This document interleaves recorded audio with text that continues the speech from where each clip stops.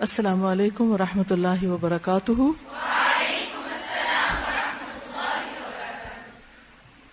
نحمده ونصلی علی رسولہ الکریم، اما بعد فاعوذ باللہ من الشیطان الرجیم، بسم اللہ الرحمن الرحیم، رب اشرح لی صدری ویسر۔ رسول اللہ صلی اللہ علیہ وسلم غزوہ خندق سے واپس آنے کے بعد ابھی ہتھیار اور کپڑے اتار کر ام سلمہ کے گھر میں غسل کر کے فارغ ہی ہوئے تھے کہ حضرت جبریل علیہ السلام تشریف لائے اور بنو قریظہ کی طرف نکلنے کا حکم دیتے ہوئے فرمایا، میں آگے آگے جا رہا ہوں۔ کس نے کہا؟ جبرائیل علیہ السلام نے۔ میں آگے آگے جا رہا ہوں، ان کے قلعوں میں زلزلہ برپا کروں گا اور ان کے دلوں میں رعب ڈالوں گا۔ وہ یہ کہہ کر فرشتوں کے جلوہ میں روانہ ہو گئے۔ اس حصے سے کیا بات سمجھ میں آتی؟ غزوہ احد کے بعد ابھی مسلمان چین سے بیٹھے نہ تھے کہ نبی صلی اللہ علیہ وسلم نے انہیں حمراء الاسد کی طرف نکلنے کے لیے یا مشرکین کا پیچھا کرنے کے لیے دوبارہ کال دے دی۔ یہاں بھی اتنے دنوں کے محاصرے کے بعد ابھی ہتھیار اتارے ہی تھے، ابھی آرام کیا نہیں کہ دوبارہ نکلنے کا حکم مل گیا۔ ایسی کسی بھی سچویشن میں اپنے آپ کو رکھ کے دیکھیے کہ ابھی ہم نے ایک کام ختم کیا ہی ہے کہ ایک دوسرا کام آ گیا، تو ہمارا ری ایکشن کیا ہوگا؟ مثلاً آپ ایک لمبے سفر کے بعد آئے ہیں، جنگ کر کے نہیں، ویسے ہی صرف سفر کر کے۔ مثلاً یہاں سے آپ گھر جاتے ہیں سارے دن کی پڑھائی کے بعد، ابھی آپ نے جا کر اپنا گاؤن اتارا ہی نہیں کہ آپ کو آپ کی امی کہتی ہیں کہ جلدی سے تیار ہو جاؤ، آج ہمیں فلاں جگہ جانا ہے، فلاں کام جانا ہے۔ آپ کا ری ایکشن کیا ہوگا؟ فوراً کہیں گے کیا مصیبت ہے، ہماری ہمت نہیں ہے، آپ جائیں، ہم نہیں جا سکتے، ہمیں کوئی شوق نہیں ہے جانے کا، ویسے بھی قرآن پڑھ کر میرا کسی سے ملنے کو دل ہی نہیں چاہتا۔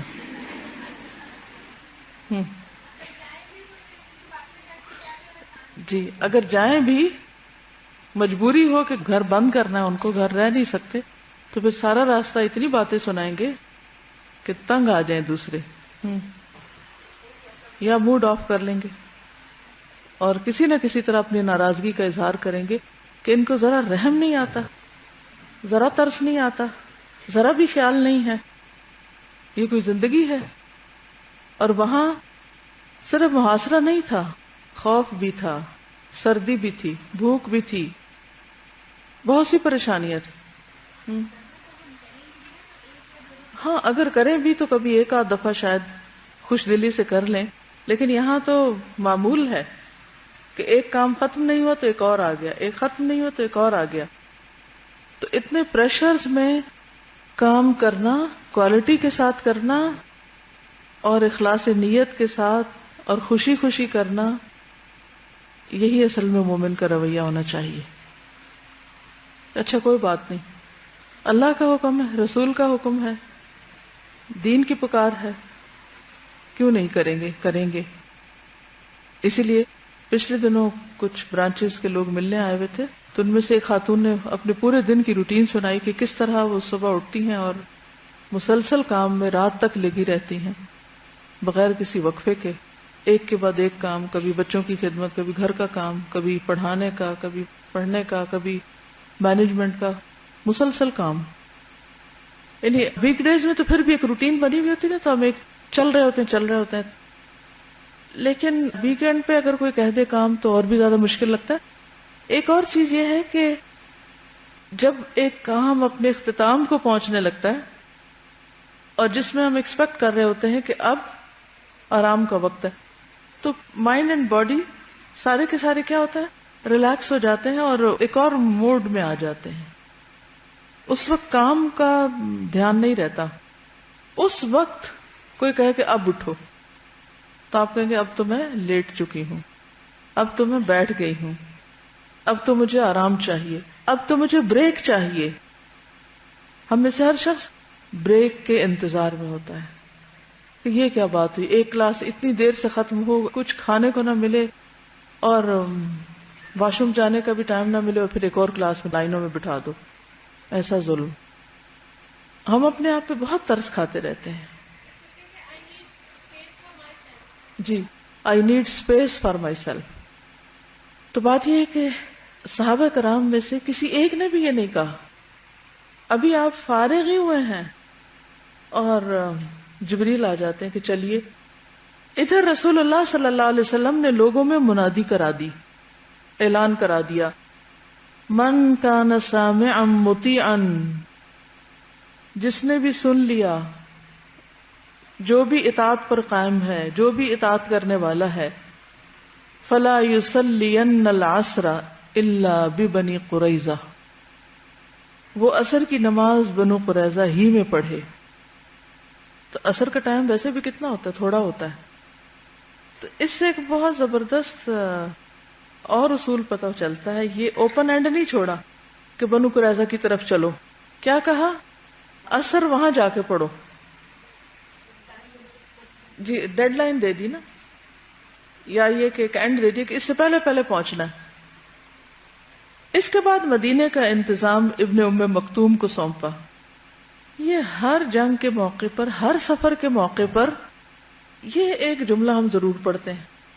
اس سے کیا سیکھنے کو ملتا ہے, اس سے کیا پتہ چلتا ہے؟ شابش.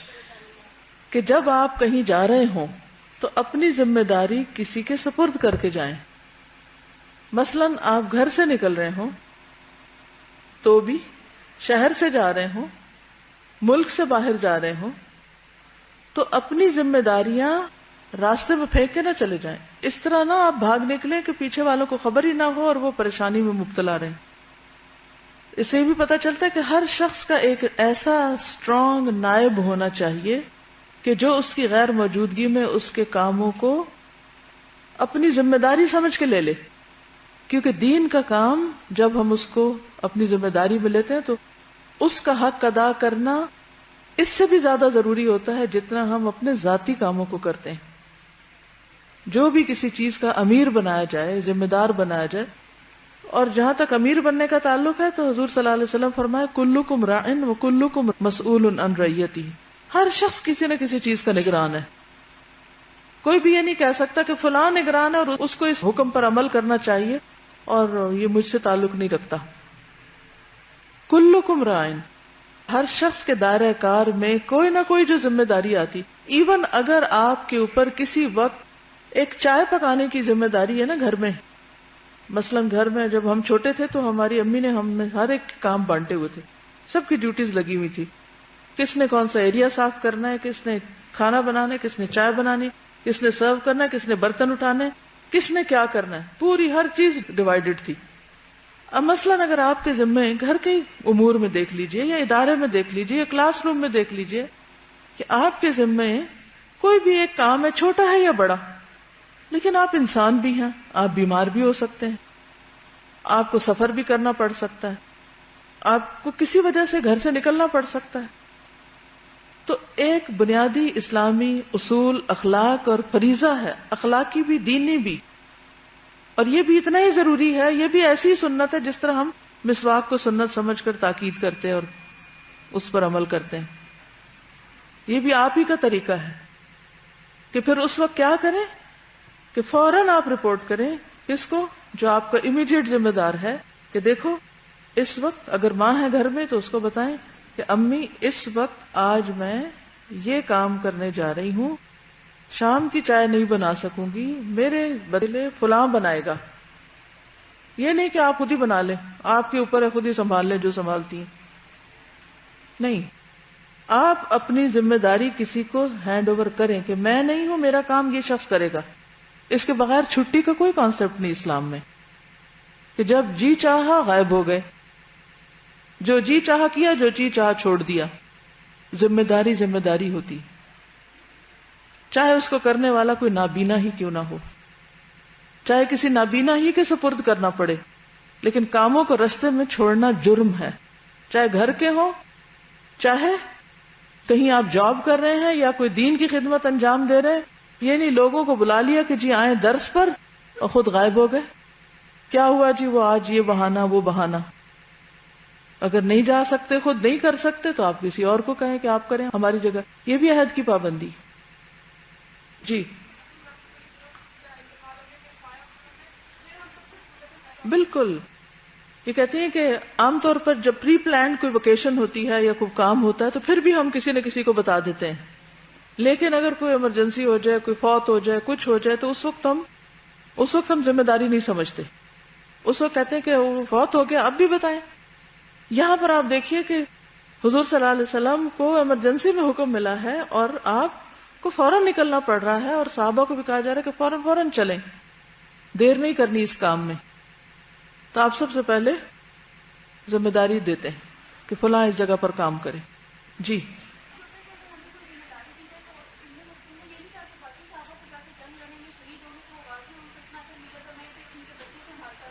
بالکل. شابش. بعض اوقات یہ بھی ہوتا ہے کہ جس کو ذمہ داری دی جاتی ہے وہ مائنڈ کرتا ہے اور وہ قبول نہیں کرنا چاہتا. وہ کہتے ہیں اچھا آپ تو سیر کرنے نکل رہے ہیں، آپ تو اچھا اچھا کام کر رہے ہیں، اور ہمیں آپ مثلا بچے سنبھالنے کا کام دے رہے ہیں اور ہم پیچھے رہیں. انہوں نے یہ نہیں کہا کہ اچھا آپ تو سب جا رہے ہیں مجاہد بن کے اور میں یہاں پر پیچھے مدینہ میں بیٹھا رہوں.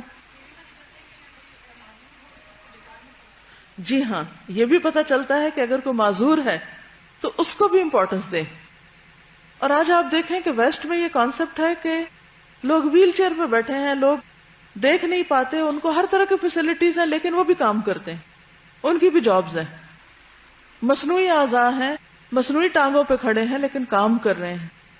اور ہمارے تو اچھے بھلے ہٹے کٹے لوگ آرام کر رہے ہیں، کام کا کانسیپٹ ہی نہیں ہے. جی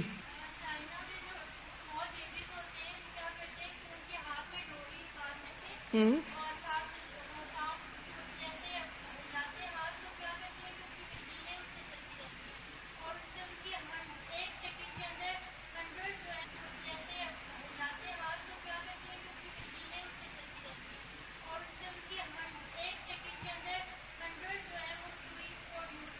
کہتے ہیں کہ چائنا میں ینگ بیبیز جو کھیلتے رہتے ہیں ان کے ساتھ ہاتھوں کی ڈوری باندھ دیتے ہیں، اور صرف اس ڈوری کے کھینچنے کی وجہ سے 100 سوئیاں پروڈیوس ہو جاتی ہیں. کہ وہ کسی مشین کے ساتھ لگا دیتے ہوں گے، وہ کھیل رہے ہیں، ہاتھ پاؤں مار رہے ہیں اور ساتھ کام کر رہے ہیں. یہ اللہ نے عقل دی ہے نا انسان کو، ہر قسم کی اپرچونٹی، چھوٹے سے چھوٹے موقع سے بھی فائدہ اٹھانا. یہ تو دنیا کے فائدے اٹھاتے ہیں اور ہمارے نزدیک تو آخرت کا فائدہ ہے. پھر ہم کیسے بھول جاتے ہیں کہ اگر اور کچھ بھی نہیں کر پا رہے تو ذکر تو کرنا نہ بھولیں. میں سوچوں میں غلطاں تو نہ پڑے رہیں. جی ہاں، اس سے ایک بہت اچھی بات یہ ہے کہ دوسروں کو بھی کام کرنے کا موقع ملتا ہے. مثلا اگر میں کسی کو کام میں لگاتی ہوں تو یہ بھی ایک صدقہ ہے، اور مجھے تو اجر ملے گا، لیکن الدال علی الخیر کفاعلہ، میرے کسی کو سکھانے سے اگر وہ بھی کام میں لگ گیا ہے تو جو کچھ وہ کرے گا اس کو اجر کے علاوہ مجھے بھی اجر ملے گا. کیونکہ بعض لوگ اپنا کام کسی کو دیتے بھی نہیں ہیں. مثلا بعض ماؤں کی یہ عادت ہوتی ہے کہ وہ اگر بچے کہیں نا چلے ہم برتن دھو دیتے ہیں، بعض کو بچپن میں شروع میں تو سب کو شوق ہوتا ہے کچھ نہ کچھ کریں، تو کچھ ماں کو میں نے دیکھا اس قدر بچوں کو ذلیل کرتی، ہاتھ نہ لگاؤ، پیچھے ہٹ جاؤ، دھکا دیا، پش کیا، ہاتھ مروڑے، کسی چیز کو ہاتھ نہیں لگانے دیتی. تم گرا دو گے، تم وہ کر دو گے، تم ہو ہی نہ لائق. سارا دن منفی کلمات ان کے منہ سے نکلتے رہتے ہیں، کام ہی نہیں کرنے دیتے بچوں کو، صرف اس ڈر سے کہ یہ غلطی کریں گے. یا دوسرا ڈر کیا ہو سکتا ہے کہ اگر یہ کرنے لگ گئے تو پھر میری اس گھر میں ویلیو کم ہو جائے گی. جی، یا اس پرفیکشن کا نہیں کریں گے. ایک سچویشن ہے کہ پرفیکٹ کام ہو، اور ایک یہ ہے کہ کچھ بھی نہ ہو، اور ایک یہ ہے کہ ہو لیکن اس طرح کا نہ بھی ہو. تو یہ سیکھتے سیکھتے اس پرفیکشن سے ہو سکتا اس سے بھی اوپر نکل جائے. یہ نہیں، جب کسی کو موقع دیں گے تو کوئی کام کرے گا نا، تبھی تو اس کو آئے گا کرنا. دیکھیے کہ مثلا اینٹس ہیں، مکھیاں ہیں شہد کی، باقی ان سب میں آپ دیکھیں ڈیلیگیشن آف ورک اس طرح ہے، اور اللہ نے ہر ایک کو اسی سائز کا، اس طریقے کا بنایا ہے جو کام انہوں نے کرنے، کیونکہ ہر بندہ جو ہے ہر کام نہیں کر سکتا. تو اللہ تعالیٰ نے جس کام کے لیے مجھے پیدا کیا ہے وہ دوسرے کو نہیں کیا، اور جو کام دوسرا کر رہا ہو سکتا ہے وہ میں نہ کر سکوں. تو اس لیے انما الاعمال بالنیات، اجر نیت کے مطابق ملے گا، کہ آپ نے کسی کام کو کتنی اہمیت دے کے اور کتنے اچھے طریقے سے اور اپنے رب کے لیے خالص ہو کے کیا. آپ دیکھیے کہ صحابہ کرام میں سے جو لوگ لڑنے کے قابل تھے، جو کام کرنے کے قابل تھے، تو ان کو اس کام کے لیے بھیج دیا جاتا تھا. جو اس طرح کی ڈیوٹی نہیں دے سکتے تھے ان کو پیچھے کا کام سپرد کر دیا جاتا تھا ان کی صلاحیت کے مطابق، جیسے ابن ام مکتوم. اسی طرح خواتین جو تھیں ان کی اکثریت میدان جنگ میں نہیں گئی. اس جنگ میں بھی ہم دیکھتے ہیں کہ وہ مدینہ میں تھی، بچے اور عورتیں پیچھے گھروں میں تھے. مرد حضرات جو تھے وہ آگے تھے فرنٹ پر محاصرے میں. اسی لیے تو جب بنو قریظہ نے بدعہدی کی تو یہ خطرہ پیدا ہوا کہ عورتیں تو اپنا دفاع نہیں کر سکیں گی، اور دشمن کی فوجیں اگر اس طرف سے اندر گھس گئی مدینہ کے تو عورتیں غلام بنا لی جائیں گی یا ختم کر دی جائیں گی اور بچوں کو پکڑ لیا جائے گا. تو یہ تو بہت سخت قسم کا خوف پیدا ہو گیا تھا. زلزلوا زلزالا شدیدہ کی کیفیت آ گئی تھی. تو ایک موقع پر صحابیات نے یہ کہا کہ مرد تو جنگ کرتے ہیں اور جہاد کرتے ہیں اور شہید ہوتے ہیں اور بہت اجر پاتے ہیں، لیکن ہم وہ نہیں کر پاتے، تو پھر ہمارے لیے کوئی اجر نہیں. تو آپ نے کیا فرمایا تھا کہ جو عورت گھر پر رہے، یعنی گھر کے کام اس وقت کرے اور بچوں کو لک آفٹر کرے اور جو اس کے بس کا کام ہے وہ کرے، تو اس کو وہ سارا اجر مل جائے گا جو مرد کے باہر جہاد پہ جانے کی وجہ سے ملا. بعض اوقات ہم فرنٹ پہ نہیں ہوتے، کوئی بہت ایکٹیو رول پلے نہیں کر رہے ہوتے، پیچھے رک کر کوئی ذمہ داری پوری کر رہے ہوتے ہیں. سب لوگ گھر سے چلے گئے، آپ کو گھر میں چھوڑ گئے کہ آپ ذرا گھر کو دیکھ لیجیے. شادی وادی میں بھی ہوتا ہے نا کہ بعضوں کو سب دعوت پہ چلے جاتے ہیں اور ایک شخص پیچھے مہمانوں کے واپس آنے ان کے سارے انتظام کر رہا ہوتا ہے. یہ بڑی سخت قسم کی ڈیوٹی ہوتی ہے کہ کام بھی کرو اور کوئی اس میں انجوائمنٹ نہیں. یہ ایک چھوٹی سی مثال ہے. اسی طرح کچھ اور کام بھی، مثلا ادارے میں بھی کئی ایسے کام ہوتے ہیں کہ جن میں کچھ لوگ گروپ انچارج بن جاتے ہیں، کچھ ٹیچر بن جاتے ہیں، کچھ کو ریسپشن پہ کھڑا کر دیا جاتا ہے، کچھ کو وہ کام دیے جاتے ہیں جو سارے کسی اسکرین کے پیچھے بیٹھ کے کرنے والے ہیں یا کسی دیوار کے پیچھے. تو بہت سے لوگ ان کاموں میں انٹرسٹڈ نہیں ہوتے، ان کو حقیر سمجھتے ہیں کہ یہ بھی کوئی کام ہے، اس کا کیا اجر ملے گا ہمیں، ہم کچھ اور کرنا چاہتے ہیں. انہوں نے اپنے ذہن میں کچھ خاکہ بنایا ہوتا ہے خاص کاموں کا کہ بس وہی اجر والے، کیونکہ ان کی احادیث ہم بار بار سنتے رہتے ہیں. مثلا خیرکم من تعلم القرآن وعلمہ، یہ حدیث بہت دفعہ ہم سنتے ہیں، لہٰذا یہی ہم کو یاد رہتی ہے اور صرف اسی کام کو ہم باعث اجر سمجھتے ہیں اور باقی دوسرے کاموں کو نہیں اجر کا سبب سمجھتے. صحابیات میں سے اکثریت تو نہیں گئی، کیونکہ اگر وہ بھی نکل جاتی تو گھروں کا کیا ہوتا، معصوم بچے، دودھ پیتے بچے، چھوٹے بچے اور بہت سی چیزیں وہ کون کرتے. کھانا پکانے کا کام، کیونکہ بعض مواقع پر خواتین نے کھانا بنا کر آگے لڑنے والوں کے لیے پکا کر بھیجا یا بنا کر بھیجا یا اس کی تیاری کر کے بھیجی تو تب وہ آگے لڑ سکے. اسی طرح کچھ خواتین نکلی بھی صحیح، لیکن انہوں نے وہاں پر کیا کیا، عام طور پر زخمیوں کو پانی پلایا، ان کی مرہم پٹی کی، مثلا نرسز کا کام کیا. اب یہ جو نرسنگ ہے ہمارے معاشرے میں اس کو کتنا بدنام کیا گیا کہ یہ کوئی کام ہے. جب کسی کے بارے میں پتہ چلے فلاں نرس ہے تو کہتے اچھا نرس ہے، حالانکہ جتنی وہ مریضوں کی خدمت کرتی ہے اور جو اس کا رول ہے خدمت کا، اس کا اپنا ایک اجر ہے. یہ تو پھر ہماری ذہنیت ہے نا کہ ہم نے کچھ کاموں کو خود ہی کیٹیگرائز کر دیا، کچھ کو لو قرار دے دیا، کچھ کو بڑا اعلیٰ درجے کا قرار دیا. حالانکہ اللہ کے نزدیک جب اعمال نامہ کھلے گا تو پتہ چلے گا کہ کون کہاں کھڑا ہے. اب جنگ میں صحابیات میں سے اکا دکا ہے جنہوں نے تلوار بھی اٹھائی ہے اور لڑائی بھی کی ہے، لیکن اکثریت یہ نہیں کر سکی. مگر جو کام انہوں نے کیا اس کا بھی بہت اجر ہے. مثلا پانی پلانا، پانی پلانے کا اتنا اجر ہے، میں چند ایک احادیث آپ سے شیئر کروں گی کہ اگر ہمیں گھر میں بھی کہا جائے ذرا پانی تو پلاؤ تو ہمارا اس سے کیا ریئیکشن ہوتا ہے، منہ بنائیں گے، پانی پلائیں، یہ کوئی کام ہے. یا مثلا کوئی مہمان آئے ہوئے ہیں یا کھانا لگ رہا ہے، اگر یہ کہیں کہ چلو ان کو سرو کرو یا کھانا لگاؤ یا دسترخوان لگاؤ یا پانی ڈالو تو ہم کیا سمجھیں گے، یہ مجھے تو کوئی کام ہی نہیں دیا گیا، یہ تو کوئی کام ہی نہیں. حالانکہ سعد بن عبادہ رضی اللہ تعالیٰ عنہ حضور صلی اللہ علیہ وسلم کے پاس آئے، پوچھا آپ کے نزدیک سب سے زیادہ پسندیدہ صدقہ کون سا ہے؟ فرمایا پانی پلانا. ابو ہریرہ رضی اللہ عنہ سے مروی ہے کہ رسول اللہ صلی اللہ علیہ وسلم نے فرمایا اللہ تعالیٰ قیامت کے دن بندے سے فرمائے گا اے ابن آدم میں نے تجھ سے پانی مانگا تو نے مجھے پانی نہیں پلایا. عرض کرے گا کہ اے میرے رب میں تجھے پانی کس طرح پلاتا, تو جہانوں کا رب تھا. اللہ تعالیٰ فرمائے گا تجھ سے میرے فلاں بندے نے پانی مانگا اور تو نے اسے پانی نہیں پلایا, اگر تو اسے پانی پلاتا تو مجھے وہاں پاتا. سوچئے زندگی میں کتنی بار آپ کے ساتھ یہ ہوا, اور قیامت کے دن کیا جواب دیں گے اللہ تعالیٰ کو اگر ہم یہ کر چکے ہیں ایسی غلطی. اس کے برعکس پانی پلانے والی وہ عورت جو بالکل بھی نیک نہیں تھی اور بہت سے گناہوں میں ملوث تھی, اس عمل کی وجہ سے اس کو بخش دیا گیا کہ وہ کنویں میں اتری, پانی پیا, اور جب واپس اوپر چڑھی تو پتہ چلا کہ اوہ ایک کتا تھا وہ ہانپ رہا تھا. اس نے کہا اب اس کو کیسے پانی پلاؤں, خود تو ہاتھوں سے پیا تھا. تو اس نے اپنا موزہ اتارا اور اس میں پانی بھر کے دوبارہ لے گیا اور اس کو پلایا. اس عمل کی وجہ سے اللہ نے اس کو بخش دیا. یہ صحیح بخاری کی روایت ہے. ہمیں کیا معلوم کہ کس عمل کی وجہ سے اللہ تعالیٰ کب بخش دیں. اور یہ کہ جانور کو پانی پلانے کا اجر ہے اور کتے کو پانی پلانے پہ اجر ہے. اسی طرح ایک اور حدیث میں آتا ہے نبی صلی اللہ علیہ وسلم نے فرمایا جس نے کوئی کنواں کھدوایا یا پھر جو بھی پیاسا جاندار اس میں سے پانی پیے گا, خواہ وہ جن ہو یا انس یا کوئی پرندہ ہو, تو قیامت کے دن تک اللہ تعالیٰ اس بندے کو اجر دیتا رہے گا. قیامت تک اس کو اجر ملتا رہے گا, وہ اجر کنٹینیو کرے گا اس کا. پھر اسی طرح شوہر کا بیوی کو پانی پلانا. بیوی تو پلاتی رہتی ہے اور وہ بھی ڈیوٹی سمجھ کے پلاتی ہے, اس میں کوئی روح نہیں ہوتی بعض اوقات.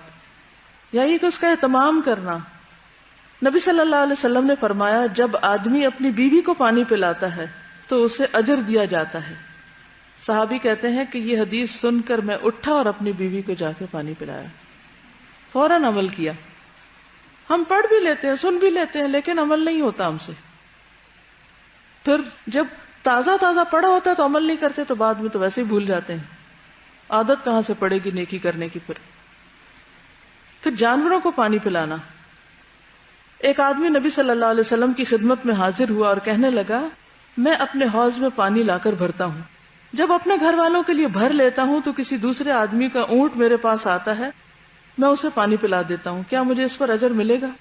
آپ نے فرمایا ہر حرارت والے جگر میں اجر ہے, یعنی ہر وہ ذی روح جس کو پیاس لگی ہے اس کو اگر تم پانی پلاؤ گے تو تمہارے لیے اجر ہے. بعض اوقات ایسا بھی ہوتا ہے نا کہ آپ پانی کے گلاس بھر کے رکھتے ہیں, آپ کو بہت پیاس لگی ہے, آپ پینے لگتے ہیں تو آپ کو خیال آتا ہے اچھا یہ پاس بیٹھے اس کو بھی پوچھ لوں, تو آپ کہتے نہیں اس کو پوچھا اور اس نے پی لیا تو میرا کیا بنے گا. حالانکہ اس وقت اگر کوئی اور پی لے تو آپ کا اجر کئی گنا بڑھ جائے گا. تو اس کو بھی بعض اوقات ہم ایک کام سمجھتے ہیں یا بوجھ سمجھتے ہیں. اس کے برعکس اگر کوئی شخص پانی ہے اس کے پاس اور وہ روک لیتا ہے, دوسرے کو پینے نہیں دیتا, تو اس کے اوپر پکڑ بھی ہے. حدیث میں آتا ہے 3 شخص ایسے ہیں جن سے اللہ تعالیٰ قیامت کے دن کلام نہ کرے گا, نہ ان کی طرف دیکھے گا, نہ ان کو گناہوں سے پاک کرے گا, ان کے لیے دردناک عذاب ہوگا. ان میں سے ایک وہ شخص جس کے پاس ضرورت سے زائد پانی تھا, پھر وہ مسافروں کو نہیں پلاتا تھا, یعنی دوسرے بلک رہے تھے اور اس کے پاس تھا اور اس نے روک لیا اس کو. ایک اور روایت میں ہے کہ اللہ تعالیٰ اس سے فرمائے گا آج میں تجھ پر اپنا فضل نہیں کروں گا جس طرح تو نے اپنے فضل کو روک رکھا تھا, جس کو تیرے ہاتھوں نے نہیں بنایا تھا. یعنی پانی ہم نے تو نہیں بنایا, اللہ نے بنایا. پھر اسی طرح یہ کہ اگر کوئی پانی پلائے تو اس کو دعا بھی دینی چاہیے. ایک مرتبہ نبی صلی اللہ علیہ وسلم نے پانی طلب کیا تو ابو زید کہتے ہیں کہ میں ایک پیالے میں پانی لے کر حاضر ہوا, اس میں ایک بال تھا, کئی دفعہ اڑ کے آ کے گر جاتا نا کچھ, جسے میں نے نکال لیا. نبی صلی اللہ علیہ وسلم نے فرمایا اللہم جملہ, اے اللہ اسے جمال عطا کر, یعنی اسے خوبصورتی عطا کر. رابی کہتے ہیں میں نے ابو زید کو 94 سال کی عمر میں دیکھا تو ان کی داڑھی میں ایک بال بھی سفید نہ تھا. 94 ایئرز اولڈ ہونے تک بھی وہ اسی طرح خوبصورت ہے جیسے کوئی جوان شخص ہوتا ہے, کیونکہ آپ کو نہیں معلوم کہ کس کی دعا کی برکت سے آپ کہاں تک جا پہنچے, دنیا میں بھی کتنی خیر ملے. یہ تو دنیا کا اجر ہے اور آخرت کا اجر تو اللہ کے ہاں ہے. ایک اور روایت میں آتا ہے کہ آپ صلی اللہ علیہ وسلم نے ایک صحابی کو یہ دعا دی تھی اللہم اطعم من اطعمنی واسقی من سقانی، اللہ جو مجھے کھلاتا ہے تو اسے کھلا، جو مجھے پلاتا ہے تو اسے پلا، اور اللہ جس کو پلائے پھر اس کے لیے تو کبھی کوئی پیاس ہی نہ ہوگی۔ لیکن ہم میں سے کتنے لوگ ہیں جو شوق سے، خوشی سے آگے بڑھ کر دوسروں کو پانی پلائیں یا ان کی خدمت کریں، یا پھر موقع کی تلاش میں رہیں کہ اچھا یہ نیکی میں کر لوں۔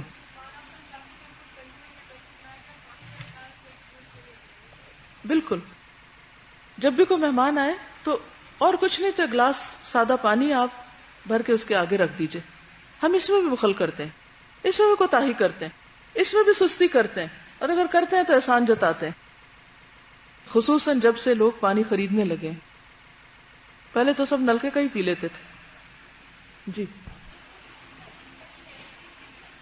اس لیے کہ انہوں نے عمل دیکھا اور اس کے مطابق عمل کر رہے ہیں۔ ہم اپنے آپ کو بڑی پڑھی لکھی چیز سمجھتے ہیں، جس کے نتیجے میں والدین کے کاموں کو عموماً ینگ بچے بے وقوفی کا عمل سمجھتے ہیں۔ ماں باپ کسی کو دینے لگیں، کسی پہ خرچ کرنے لگیں، کسی مہمان کی عزت کریں، کسی غریب مسکین رشتہ دار کو عزت دیں، تو بچے عموماً کیسے ریئیکٹ کرتے ہیں بتائیے؟ آپ ہی کے گھروں میں ہوتا ہوگا نا، کیونکہ تو عام طور پہ دیکھنے میں آتا ہے۔ کوئی رشتہ دار آ جائے تو بچے آپس میں باتیں کرنے، اب ماما جو ہے نا وہ سارا کچھ ان کو دے دیں گی کھانے کا، وہ سارے بسکٹ ان کو کھلا دیں گی، وہ فلاں چیز اب ان کو مل جائے گی۔ جی، ماں باپ کو بچوں کے دوست اچھے نہیں لگتے اور بچوں کو ماں باپ کے ملنے جلنے والے اچھے نہیں لگتے۔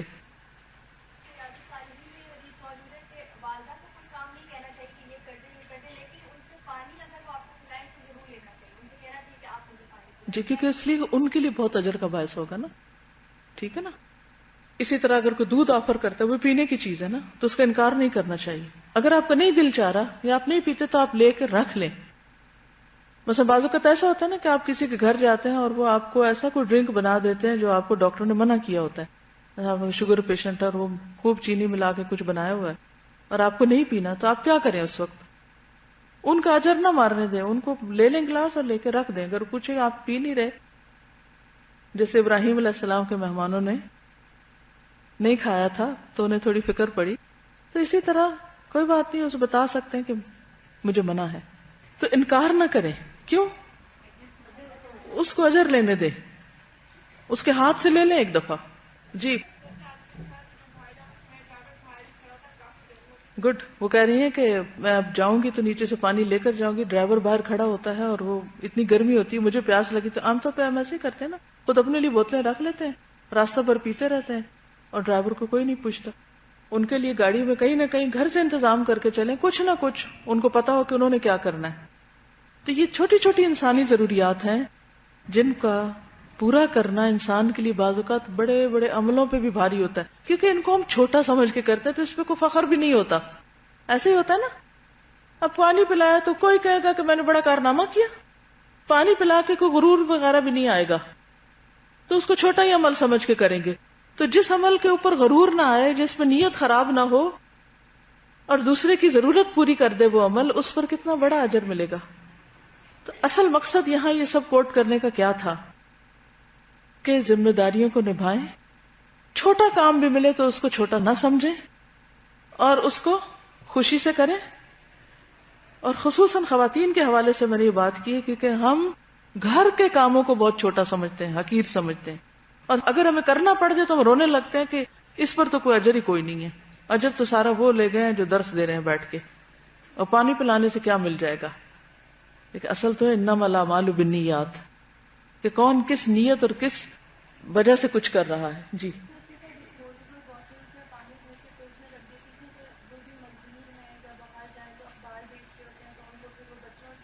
بالکل، یہ کہتی ہیں کہ ایک خاتون تھی، ان کا طریقہ یہ تھا کہ ڈسپوزیبل بوٹلز ہوتی ہیں نا خالی ہوئی، پھینک دیتے ہم کوڑے میں، تو وہ کیا کرتی تھی کہ ان کو بھر کے نا فریج میں رکھ دیتی تھی، اور جب وہ باہر جانے لگتی تو اپنے ساتھ لے جاتی ٹھنڈا پانی، کوئی مزدور ہے، کوئی ٹھیلے والا ہے، کوئی ہے تو ساتھ ساتھ پانی دے دیا۔